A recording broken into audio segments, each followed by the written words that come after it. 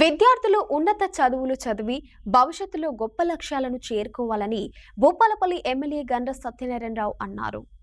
శనివారం చిట్యాల మండల కేంద్రంలోని కేజీబీవీ మోడల్ స్కూల్ విద్యార్థులకు జిల్లా కలెక్టర్ రాహుల్ శర్మతో కలిసి ఎమ్మెల్యే గండ్ర సత్యనారాయణరావు దుప్పట్లను పంపిణీ చేశారు.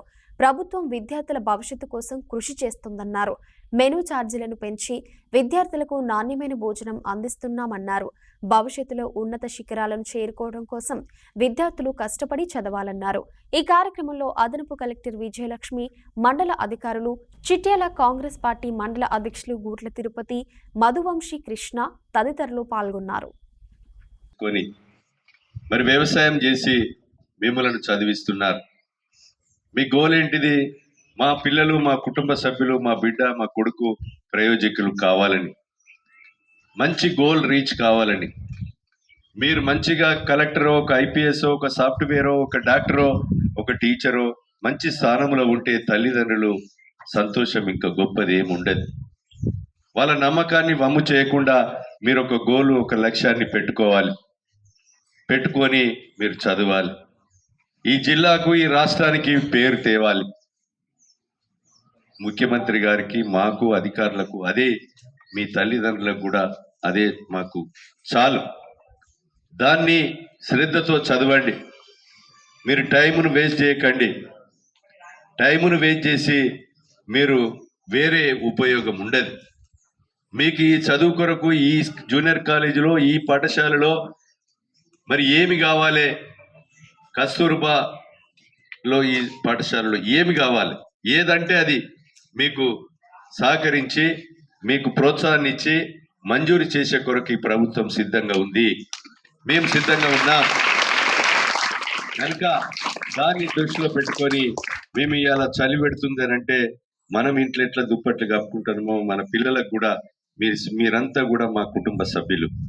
మీకు ఎలాంటి ఇబ్బంది వచ్చినా మీరు ఈ ప్రభుత్వం మా కుటుంబ సభ్యులుగానే భావించి మీకు తోడుగా అండగా మన ముఖ్యమంత్రి గారు, విద్యాశాఖ మంత్రిగా ఉన్నారు, తోడుగా అండగా నిలుస్తారని మీకు ఈ సందర్భంగా నేను తెలియజేస్తున్నా.